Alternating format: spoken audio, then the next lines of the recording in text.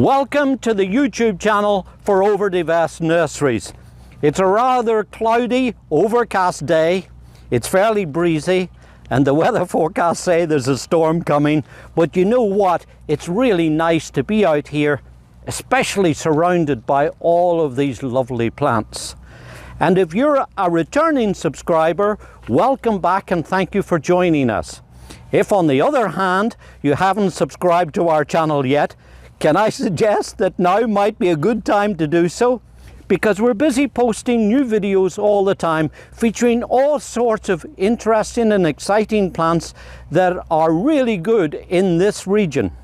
And when you view those videos and you find the information useful and helpful, it would be nice if you could kindly share that with some of your friends, perhaps offer some comments, and also click the like button too, because that will help to make it available to other people as well.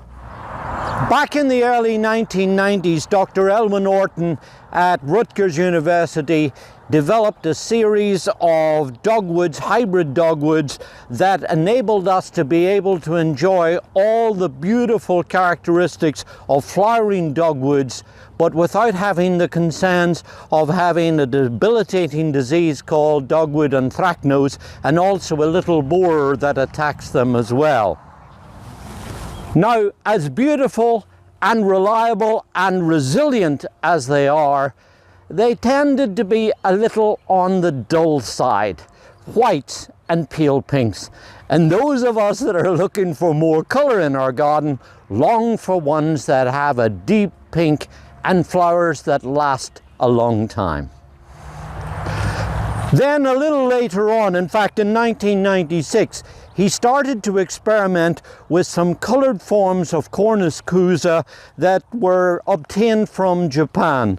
Now there's several different forms, there's at least 4 or 5 that I know of, very nice, but they tended to have issues in terms of when they came out they faded very quickly, and also some had what they called juvenility problems. That means that sometimes when you plant them it takes many years before they start to get into the flowering mode. So Elwin decided that with his experiments he would see if he could improve upon them. Crosses were made, seeds were sown, and seedlings were lined out at Rutgers. And then Elwin retired.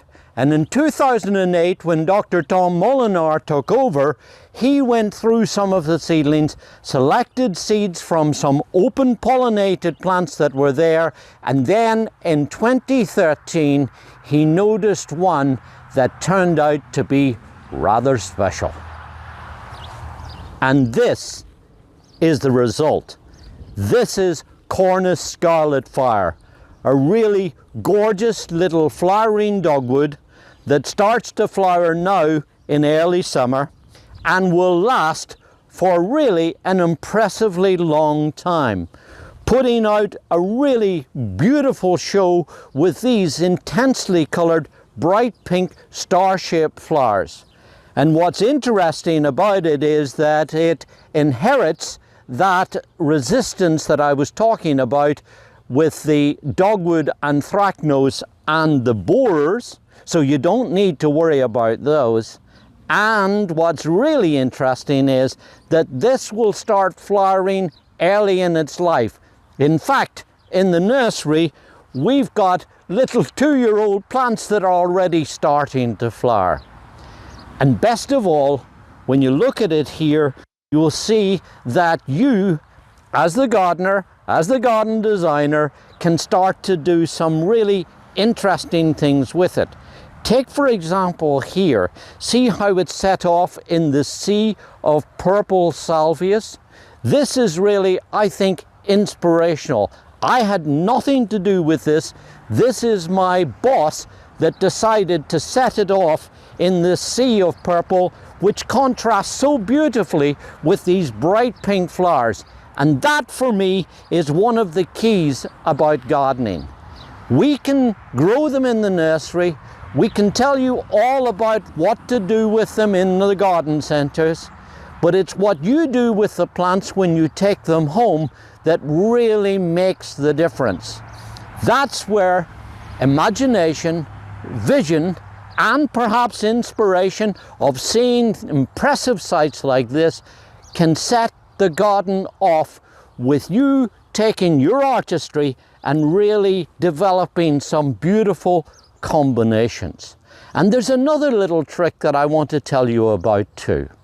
And that is that if you can take a plant like this and set it somewhere in a south or west facing orientation, somewhere where it's going to catch the setting sun in the evening, I can tell you, well, you will see that this is really a beautiful place to put your little Scarlet Fire dogwoods, because there's something special about the bracts that are on these plants that reflects light in a positive way. It really positively glows with this light hitting these colourful bracts.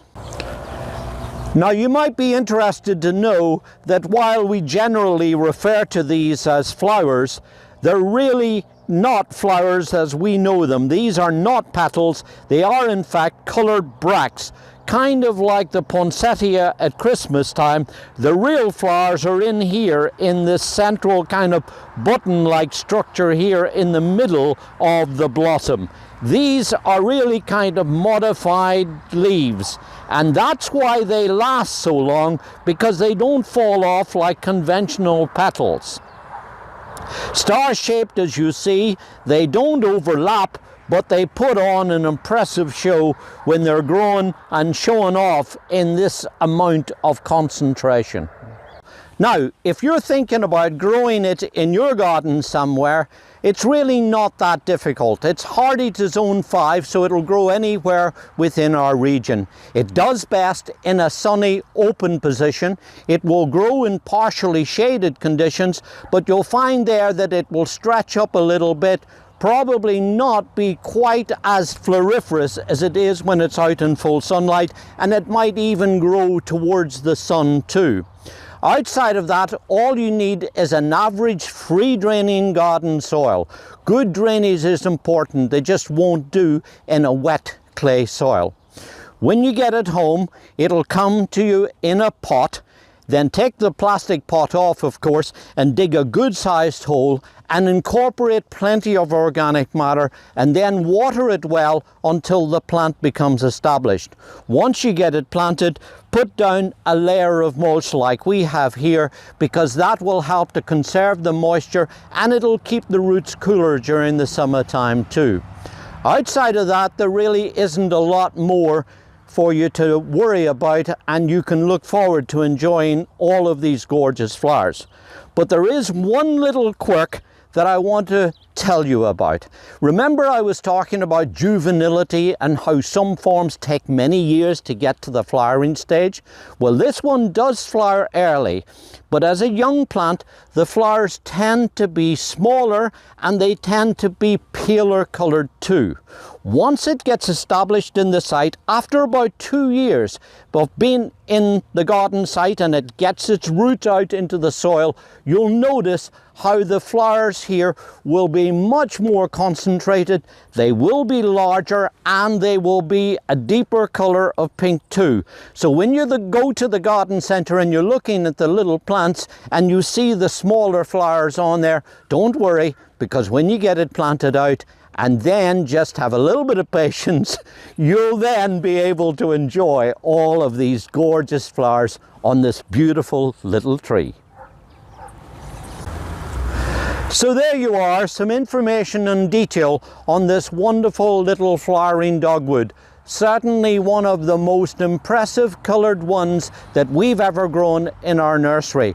And if you'd like to find out more about it, check out our website, and also the Handpicked for You Plants website too. On there you'll find information about it and other really good plants that do well in our region too.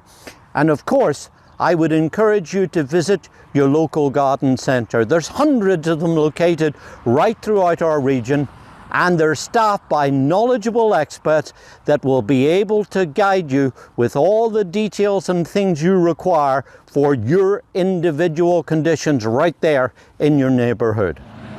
This is David Wilson.